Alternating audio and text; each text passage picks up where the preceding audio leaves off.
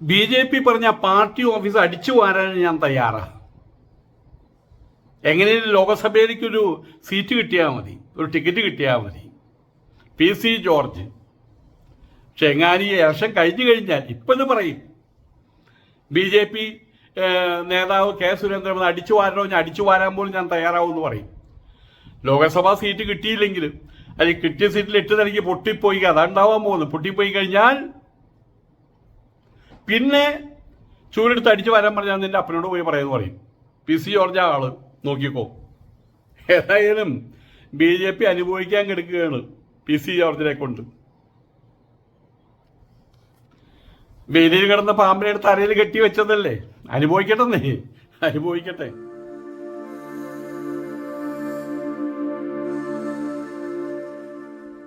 നമസ്കാരം. PC George എനിക്ക് ആളെ വലിയ ഇഷ്ടമാണ്. കാരണം ഇപ്പം ഇവിടെ കുറേ ഈ സംവാദങ്ങളൊക്കെ നടക്കുന്നുണ്ടല്ലോ ചാനലുകളിൽ. അതിന് മുഴുവൻ കണക്കാണ്. ബഡ്ജറ്റ് ഉണ്ടായപ്പോൾ ഓരോരുത്തർ നിന്ന് പറയുന്നുണ്ട് 10% 6% അതിങ്ങനെ പോയാൽ ബാക്കി 70% അല്ലേ, അതിങ്ങനെ ചേർക്കുമ്പോൾ അങ്ങനെയല്ല, GST വരുമ്പോൾ ഇങ്ങനെയല്ലേ നമ്മൾ ഞാൻ പിന്നെ ഓഫ് ചെയ്യും. അപ്പം എനിക്ക് പിന്നെ വിദ്യാഭ്യാസം ഇല്ലാത്ത ആളാണ്. പക്ഷേ PC ജോർജ് ഉണ്ടെങ്കിൽ ഞാനത് ഓഫ് ചെയ്യില്ല, അങ്ങനെ കണ്ടുകൊണ്ടിരിക്കും. MGRന്റെ സ്റ്റണ്ട് സക്സസ് സിനിമ അല്ലെങ്കിൽ മറ്റേ MGRന്റെ അല്ലേ മറ്റേ നമ്മുടെ നാട്ടിൽ നടക്കുന്ന അങ്ങനെ കാണുന്ന പോലെ നല്ലൊരു ഇടിപ്പടം കാണുന്ന പോലെയാണ് PC ജോർജിൻ്റെ. പക്ഷേ ആ PC ജോർജിനെ BJPക്കാർ ഇന്നലെ അവരെ വിലയിരുത്തിയത് എങ്ങനെയാ? PC എന്ന് പറഞ്ഞാൽ പരമചറ്റാന്ന്. ആരാ പറഞ്ഞത്? നമ്മുടെ മഞ്ഞളമ്മ ശോഭ. ആ മഞ്ഞളമ്മ ഇനി നാളെ ഇവർ രണ്ടുപേരും ഒരേ സ്റ്റേജിലിരിക്കണം. നമ്മുടെ ബഹുമാനപ്പെട്ട PC ജോർജ് ചേട്ടൻ എന്നൊക്കെ വിളിച്ച് പറയേണ്ടി വരും. അവർക്കൊന്നും പിന്നെ അതിനുള്ള മടിയില്ലല്ലോ. കേരള രാഷ്ട്രീയത്തിലെ ശകുനിയാണ് PC ജോർജ് പറഞ്ഞിരിക്കുകയാണ്. BJP അനുഭവിക്കും. BJP എന്താ അനുഭവിക്കാൻ? BJPയെ സംബന്ധിച്ചിടത്തോളം മടക്കുന്നാൻ മറ്റേ തേക്കുംകാടുണ്ട്. തേക്കുംകാടിൽ ഇപ്പോഴല്ല പണ്ട് അവിടെ രാത്രി അവിടെ പെണ്ണുങ്ങൾ വന്ന് നിൽക്കും, തെരുവിലെ പെണ്ണുങ്ങൾ വന്നിട്ട് ആൾക്കാർ ആ വഴികൂടെ പോണ സമയത്ത് അവരെന്തിനും തയ്യാറാ, ആരെയും സ്വീകരിക്കാൻ തയ്യാറാ. അങ്ങനെ നിൽക്കുന്ന സ്ത്രീകളുടെ പോലെയാണ് ഇപ്പോൾ BJPയുടെ നിലക്ക്. ആരെയും സ്വീകരിക്കാൻ അവരാരും ഇല്ല. അവർ കൂട്ടത്തിൽ നിൽക്കാൻ ആരുമില്ല. ആയിക്കൂടിയുള്ളത് വെള്ളാപ്പള്ളി നടേശൻ്റെ മകനാണ്. അങ്ങനെ ഉണ്ടാക്കിയിട്ടുള്ള എന്താ BDJPയോ അങ്ങനെ BDJS അത് മാത്രം. അതിനൊന്നും വലിയ കാര്യമൊന്നുമില്ല. അത് മാത്രം അവിടെ നിൽക്കുന്നത്. ആയതുകൊണ്ട് ഇത്രയും കാലമായിട്ടും അവർക്കൊരു CK ജാനു അവിടെ എന്തൊരു പാർട്ടിയുടെ പേരൊന്നും എനിക്കറിയില്ല. ലക്ഷണമൊത്ത തറവാടിത്തമുള്ള അന്തസ്സുള്ള ആഭിയാത്യമുള്ള പെരുമയുള്ള മഹിമയുള്ള ഏതെങ്കിലും പാർട്ടിയായിട്ട് യോജൻ്റാവാൻ ഏതെങ്കിലും പാർട്ടിയായിട്ട് യോജൻ്റാവുക എന്ന് പറയില്ലേ, യോജൻ്റാവാൻ BJP കഴിയൂല. കേരളത്തിൽ ആരും ഇഷ്ടപ്പെടുന്നില്ല. ദക്ഷിണേന്ത്യയിൽ പോലും ആരും ഇഷ്ടപ്പെടുന്നില്ല. ആയതുകൊണ്ട് തന്നെ ആര് കയറി ചെന്നാൽ അവർക്ക് സന്തോഷം കയറ്റിയിരുത്തും. അങ്ങനെ PC ജോർജ് പഠിച്ച പണി 19 നോക്കി. മറ്റുള്ളവർക്ക് 18 അല്ലെങ്കിൽ 19 അറിയാം നോക്കി. പക്ഷേ ഇടതെടുത്തില്ല, വലതെടുത്തില്ല. അവർക്കറിയാം ഇതിനെ എടുത്തു കഴിഞ്ഞാൽ പിന്നെ അതിനകത്ത് കുത്തിത്തിരിപ്പുണ്ടാക്കുമെന്നറിയാം. ഇപ്പം എടുത്തിട്ട് എന്താ കാര്യം? അതുകൊണ്ട് അവരെല്ലാവരും കൈവിട്ടു. കേരള കോൺഗ്രസും കൈവിട്ടു. അവസാനം ഇനി പറ്റിയ ഒരിടം, അയാൾക്ക് പറ്റിയ ഇടം ഇപ്പോൾ ഇത് തന്നെയാണ്, BJP തന്നെയാണ്. പക്ഷെ ഒരു കാര്യം ഉറപ്പാണ്, BJPയിൽ എത്ര വലിയ കൊലകൊമ്പുണ്ടെങ്കിലും അവിടെയും ഇയാൾ കുത്തിത്തിരിപ്പുണ്ടാക്കും, എടങ്കോലിടും. ഏറി വന്നാൽ 41 ദിവസം, 41 ആഴ്ചകൾ ഏതായാലും നീണ്ടെങ്കില്ല, 41 ദിവസം അതിൻ്റെ ഉള്ളിൽ വാർത്തകൾ വരും. കാരണം എന്താ വെച്ച് കഴിഞ്ഞാൽ ഇയാളെ സംബന്ധിച്ചിടത്തോളം അയാളുടെ മനസ്സിൽ ഇപ്പം തൽക്കാലം ഇലക്ഷൻ വരുന്ന സമയത്ത് എവിടെയെങ്കിലും ഒന്ന് പിടിച്ചു നിൽക്കുക. താനായിട്ട് ഇലക്ഷൻ വോട്ട് കിട്ടാൻ പോകുന്നില്ല. പിന്നെ പൈസ ഇറക്കണം. അപ്പോൾ ഒരു നാഷണൽ കക്ഷിയാണെങ്കിൽ കാര്യങ്ങൾ നടന്നു പൊക്കോളുമല്ലോ.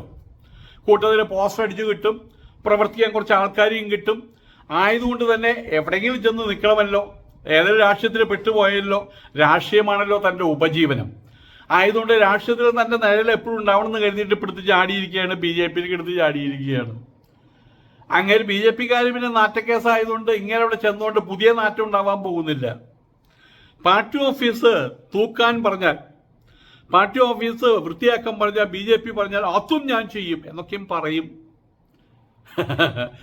ഇവിടെ ശ്രീനിവാസൻ അമേരിക്കയിലേക്ക് കൊണ്ടുപോകാൻ വേണ്ടിയിട്ട്, അതായത് എന്താ അദ്ദേഹത്തിൻ്റെ പേര്, മോഹൻലാൽ പറഞ്ഞു അമേരിക്കയിൽ നീ കൊണ്ടുപോയി നീ എൻ്റെ വേഷം കണ്ട്. ഇല്ലല്ല, ഞാൻ ഇവിടെ പോയിട്ട് നിന്നെ ചീത്ത പറഞ്ഞാൽ നീ പ്രതികരിക്കുമോ? ഇല്ല. ഞാൻ നിന്നെ അടിച്ചാലോ? ഞാൻ പ്രതികരിക്കില്ല. എന്നൊന്ന് അടിക്കട്ടെ, അടിച്ചോളാൻ പറഞ്ഞു. അങ്ങനെ അയാൾ നിലത്തിരുന്നു. ഇയാൾ പുറംകാലക്കൊന്ന് വെച്ചു കൊടുത്തു. അപ്പം അയാൾ ദേഷ്യമുണ്ട്. എന്നിട്ട് അയാളിരുന്ന് പറയുകയാണ് അടിച്ചോ, എത്ര വേണമെങ്കിലും അടിച്ചോ. അത് കഴിഞ്ഞിട്ട് അമേരിക്കയിലേക്ക് കൊണ്ടുപോയി.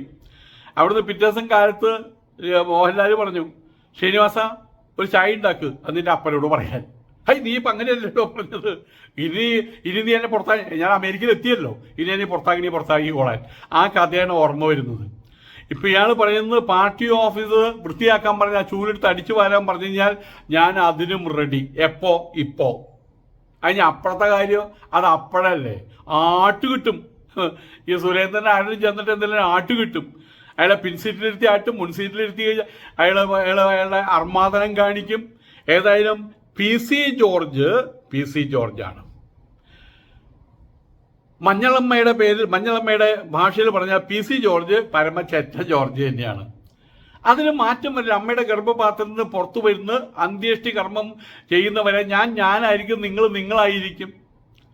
അതിന് വലിയ മാറ്റങ്ങളൊന്നും വരില്ല. അപ്പം ആയതുകൊണ്ട് തന്നെ പി സി ജോർജ്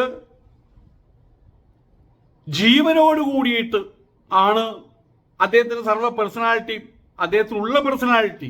നല്ലത് വീരപ്പനുണ്ട് പേഴ്സണാലിറ്റി, എല്ലാവർക്കും പേഴ്സണാലിറ്റി ഉണ്ടല്ലോ. അപ്പം അദ്ദേഹത്തിനുള്ള പേഴ്സണാലിറ്റിയും വെച്ചിട്ടാണ് BJP-യിൽ ചെന്നിട്ടുള്ളതെങ്കിൽ എന്ത് കണ്ടാലും എന്ത് കേട്ടാലും കണ്ണടയ്ക്കാനും കാത് പൊത്താനും ഉള്ള കഴിവ് ഒരു സുപ്രഭാതത്തെ അദ്ദേഹം സംഭരിച്ചിട്ടില്ലെങ്കിൽ, ഇതുവരെ സംഭരിച്ചിട്ടില്ല. അദ്ദേഹം പ്രതികരിക്കും, ലഹളി ഉണ്ടാക്കും. ഈ ഇലക്ഷൻ തീരുന്നവരെ അതിന് പാർട്ടിയിൽ നിൽക്കും, BJP-യിൽ നിൽക്കും, ഇലക്ഷനിൽ സീറ്റ് ഒപ്പിക്കും. അത് കഴിഞ്ഞാൽ അടിയും തല്ലും ആവും, അതിൽ പോലും ഇത്രയും ഉണ്ടാവാൻ പോകുന്നുള്ളൂ. ക്രിസ്ത്യാനികളുടെ വോട്ടിന് വേണ്ടിയിട്ടാണെന്ന് നമുക്ക് വെറുതെ ഒന്ന് ശരിക്കാല്ലേ. പി സി ജോർജിന് തന്നെ ക്രിസ്ത്യാനികളുടെ വോട്ട് കിട്ടൂ. അയാളുടെ നാട്ടിൽ കെട്ടിവെച്ച പണം പോയിട്ട് തോറ്റ ആളല്ലേ ഈരാറ്റുപേട്ടയിൽ, പൂഞ്ഞാറിലൊക്കെ. അപ്പം ഇയാൾ പോയിട്ട് ഇവിടുത്തെ കർദിനാൾമാർ പറഞ്ഞാൽ വോട്ട് കിട്ടാൻ പോകുന്നില്ല. ഏക്കാരനി പറഞ്ഞപ്പോൾ ക്രിസ്ത്യാനിയുടെ വോട്ട് ഇങ്ങോട്ട് തിരിഞ്ഞു മാറുമോ? അപ്പം ആയതുകൊണ്ട് തന്നെ പി സി ജോർജ് വന്നതിൻ്റെ പേരിൽ, ജോർജ് എന്നുള്ള പേര് കണ്ടതിൻ്റെ പേരിൽ ക്രിസ്ത്യാനികൾ മുഴുവൻ ജോർജ് നമ്മുടെ ആളാണ്, നമുക്ക് അവിടെ കുത്താൻ പോകില്ല. അവരെല്ലാവരും ഇവിടെ എല്ലാവരും പഠിച്ചവരാണ്, എല്ലാവർക്കും രാഷ്ട്രീയം അറിയാം. ആയതുകൊണ്ട് തന്നെ അത് ലക്ഷ്യം വെച്ചുകൊണ്ടാണ് ഇയാളെ ഇവിടേക്ക് പിടിച്ചു വലിച്ചു കൊണ്ടുവന്നിട്ടുള്ളത്.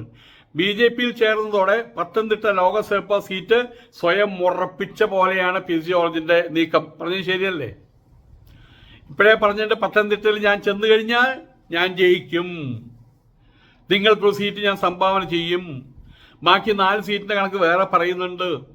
ഇദ്ദേഹത്തിന്റെ പ്രവർത്തനം, എല്ലായിടത്തും നടത്തുന്ന പ്രസംഗം, പ്രത്യേകിച്ച് വയനാട്, അതുപോലെ തന്നെ അത്യുത്തര മലബാർ ഏരിയയിൽ കുടിയേറ്റ കർഷകരുണ്ട്. അവിടെ ഇദ്ദേഹത്തെ കണ്ടാൽ മതി, വോട്ടിങ്ങിനെ അവർ കൊട്ടയ്ക്കകത്താക്കിയിട്ട് വട്ടിക്കകത്താക്കിയിട്ട് BJP-യുടെ ചാക്കിൽ കൊണ്ടിരുന്നാണ് പറയുന്നത്.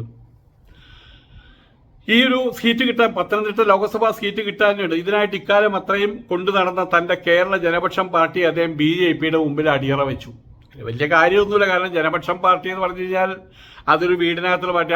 അച്ഛനും മോനും, പിന്നെ ആരാ മോനും അച്ഛനും, പിന്നെ ആരാ അച്ഛനും മോനും, പിന്നെ ആരാ മോനും അച്ഛനും, പിന്നെ ആരാ അച്ഛനും മോനും, പിന്നെ ആരാ മോനും അച്ഛനും, ഇങ്ങനെ എണ്ണിക്കോ. അല്ലാണ്ട് ആരാ ജനപക്ഷത്തിൽ ആരാ ഉള്ളത്?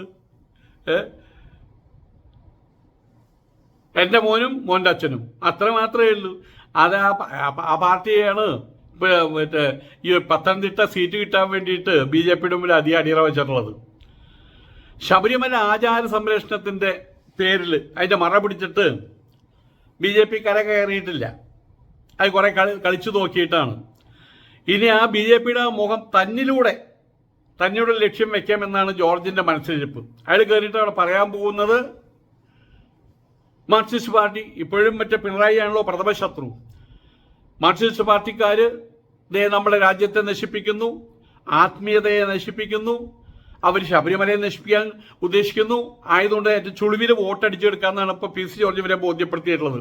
കേരളത്തിലെ ഇടത് വലത് മുന്നണികൾ പിന്തള്ളിയോട് കൂടിയിട്ട് വഴികളെല്ലാം അടഞ്ഞു. അങ്ങനെ നിരാധാരനായിട്ട് വഴിയാധാരമായിട്ട് നടക്കുകയായിരുന്നു, ഒറ്റപ്പെട്ട സ്ഥിതി. BJP പലതവണ ഇതാ ഞാൻ റെഡി, ആ കാമൂന് ഉപേക്ഷിച്ചു, ഈ കാമൂന് ഉപേക്ഷിച്ചു. കാമുകിക്ക് ഇപ്പം എവിടെയെങ്കിലും ചെന്നിട്ട് പോക്കറ്റ് മണി ശരിയാക്കണ്ടേ? അപ്പം കാമുകി പുറത്തു വന്ന് നിൽക്കുകയാണ് ആരെ തന്നെ മാടി വിളിക്കുന്നത് അറിയാൻ വേണ്ടിയിട്ട്. അവസാനം BJP മാടി വിളിച്ചു. ഏതായാലും ഇതാ ഞാൻ റെഡി എന്നും പറഞ്ഞിട്ട് ചേട്ടാ എന്നെ കയറി പിടിക്കാൻ ഇവിടെ ആരുമില്ല ചോദിച്ചു നിൽക്കണേ ചില തെരുവ് പെണ്ണുങ്ങളുടെ പോലെയാണ് നിന്നിരുന്നത്. ഏതായാലും ഇതാ താൻ റെഡി എന്ന സൂചനയുമായിട്ട് പുറകെ കുറെ നടന്നതാണ്. ഇപ്പോൾ ആരിഫ് മുഹമ്മദ് ഖാൻ, അങ്ങനെയാണ് ഇപ്പോൾ കേരളത്തിലെ പ്രതിപക്ഷം. ആരിഫ് മുഹമ്മദ് ഖാനാണ് ഇപ്പോൾ കേരളത്തിൽ. VD സതീശൻ RSS ആണോ അതോ കോൺഗ്രസ് ആണോ അതോ സോണിയ പക്ഷമാണോ അതോ ഇവിടുത്തെ പക്ഷമാണോ അതോ തൻ്റെ സ്വയം പക്ഷം ഒന്നും അറിയില്ല. അവിടുത്തെ സ്ഥിതി അതാണ്. അതുകൊണ്ട് ആരിഫ് മുഹമ്മദ് ഖാനാണ് ശരിക്ക് ഇപ്പോൾ ചോദിക്കാനും പറയാനുമുള്ളത്. അങ്ങനെയാണ് ഇപ്പോൾ എല്ലാ കാര്യത്തിലും സമരക്കൊടി ഉയർത്തുന്നത്. അപ്പോൾ BJPയുടെ അവസാനത്തെ നീക്കം അതിൻ്റെ പേര് പറഞ്ഞാൽ ഞങ്ങളുടെ ആളാണ് ആരിഫ് മുഹമ്മദ് ഖാൻ, ഞങ്ങളുടെ ആളാണ് ആരിഫ് മുഹമ്മദ് ഖാൻ, BJPയുടെ ആളാണ്. ആരിഫ് മുഹമ്മദ് ഖാനിൻ്റെ ഇവിടെ ചോദിക്കാനും പറയാനും ഉണ്ടായുള്ളൂ എന്നും പറഞ്ഞ് അതും കൂടി പൊക്കി കാണിച്ചുകൊണ്ടാണ് BJP ഇത്തവണത്തെ രംഗത്തിറങ്ങാൻ പോകുന്നത്. പൂഞ്ഞാറിലും അതുപോലെ കാഞ്ഞിരപ്പള്ളി നിയമസഭാ മണ്ഡലങ്ങൾ ഉൾപ്പെടുന്നതാണ് ഈ പത്തനംതിട്ട. ഇങ്ങനെ ഏരിയയിലാണത്. BJP പിന്തുണ കൂടി ലഭിച്ചാൽ ജയിച്ചു കയറാം. അവിടെയുള്ള ക്രിസ്ത്യാനികളുടെ പിന്തുണ ഉറപ്പായല്ലോ, അത് കഴിഞ്ഞ പ്രാവശ്യം നമ്മൾ കണ്ടതാണല്ലോ. അപ്പം എന്നാൽ അതൊരു സ്വപ്നം തീർത്തിരിക്കുകയാണ്. ആ സ്വപ്ന ലോകത്തിലെ ഉദയസൂര്യനായിട്ട് നിന്ന് ചിരിച്ചുകൊണ്ടിരിക്കുകയാണ് PC ജോർജ്. നാളെ ചോദിച്ചു, PC ജോർജെ മണിപ്പൂരിലെ കാര്യം ഓർമ്മയില്ലേ? എടുത്തവന് ചോദിച്ചത് എന്തുകൊണ്ട് തേങ്ങയുണ്ടോ മണിപ്പൂരെന്ന് ചോദിച്ചത്. തെറി പറഞ്ഞില്ല ഭാഗ്യത്തിന്. അത് അവിടെ കുറേ വർഷങ്ങളായിട്ട് അവിടെ അടിയും നല്ല നടക്കുന്നത്. അതിന് മോഡിക്കത്തെ പങ്കെന്ന് ചോദിച്ചാൽ അതിനെ വളരെ സിമ്പിളായിട്ട് 2 സെൻറ്റൻസ് കൊണ്ട് ആ ചോദിച്ചവൻ്റെ തല തെറിപ്പിച്ചു മണിപ്പൂരിലെ കാര്യം. അപ്പോൾ ഏതായാലും തൻ്റെ ക്രിസ്ത്യാനികളുടെ വോട്ട് മുഴുവൻ, അതിൻ്റെ ഒപ്പം തന്നെ അയ്യപ്പൻ്റെ പേരിലുള്ള വോട്ടുകൾ, ഇതെല്ലാം കൂടിയിട്ട് BJP വോട്ടും കൂടി കണ്ടിട്ടാണ് ഇപ്പോൾ സ്വപ്നം കണ്ട് കിടക്കാണ് MLA MP സ്ഥാനം. ഒരു മുന്നണിയും അടുപ്പിക്കാതെ വന്നതോട് കൂടിയിട്ട് ഏറെ നാളായിട്ട് BJP ചേർന്ന് അവരെ കാണുന്ന സമയത്ത് ഇങ്ങനെ നടക്കുക എഴുതും. നമുക്കെല്ലാവർക്കും അറിയാം. ജനപക്ഷം പാർട്ടി NDA ഘടകകക്ഷിയായിട്ട് നിലനിർത്താൻ പലകൂടി സംസ്ഥാന BJP നേതാക്കളായിട്ട് സംസാരിച്ചു. അതിനൊരു കാര്യം എന്താ വെച്ചാൽ അതിൻ്റെ ഘടകകക്ഷിയായിട്ട് നിൽക്കുകയാണെങ്കിൽ BJPയിൽ വന്ന് എന്ത് പോക്കണക്കേട് കാണിച്ച് പിടിച്ച് പുറത്താക്കി കഴിഞ്ഞാൽ തനിക്ക് ഇവിടെ സ്ഥലമുണ്ടല്ലോ, തനിക്ക് സ്വന്തമായിട്ടൊരു കൂരയുണ്ടല്ലോ ജനപക്ഷം. അവിടേക്കാണ് ചാടി വന്ന വീണ്ടും ജനപക്ഷത്തിന് കൊടി ഉയർത്തിയാൽ മതിയല്ലോ. അത് BJPക്ക് നന്നായിട്ട് അറിയാം. ആയതുകൊണ്ട് തന്നെയാണ് അത് 3 കൂടി മുറിച്ചെടുത്തിട്ട് അവർ ഇതിൽ വെച്ചിരിക്കുകയാണ്. എന്തായാലും പറയുക, സേഫായിട്ട് വെച്ചിരിക്കുക, സേഫിൽ വെച്ചിരിക്കുകയാണ്, ഉരുക്ക് സേഫിൽ വെച്ചിരിക്കുകയാണ്. ഇനി അവന് പുറത്തേക്ക് ചാടിക്കഴിഞ്ഞാൽ അവന് ആണും പെണ്ണില്ലാതായി മാറും. ആയതുകൊണ്ട് തന്നെ ഇവരുടെ ജനപക്ഷത്തെ NDAയുടെ ഭാഗമാക്കാൻ അവർ ശ്രമിച്ചില്ല. നീ വേണി വന്ന് താമണി പടക്കൊന്ന് കയറിക്കോ എന്ന് പറഞ്ഞു. അവസാനം അയാൾ നടന്നാലും കുത്തി വീണു. അതാണ് ഉണ്ടായത്. ഏതായാലും എപ്പോൾ വേണമെങ്കിലും മുന്നണി വിടാം അങ്ങനൊരു സംശയം PC ജോർജാണല്ലോ, എല്ലാ രാഷ്ട്രീയക്കാർക്കും ഉണ്ട്. അതുകൊണ്ടാണ് BJP ആ വഴിക്ക് തിരിഞ്ഞു നോക്കാതെ വന്നത്. നിങ്ങളുടെ കക്ഷിയെ ഇവിടെ കൊണ്ട് ചേർക്കാൻ പറ്റില്ല, ശബരിമല കേന്ദ്ര സർക്കാരിൻ്റെ നേരിട്ടുള്ള നിയന്ത്രണത്തിലാക്കണം.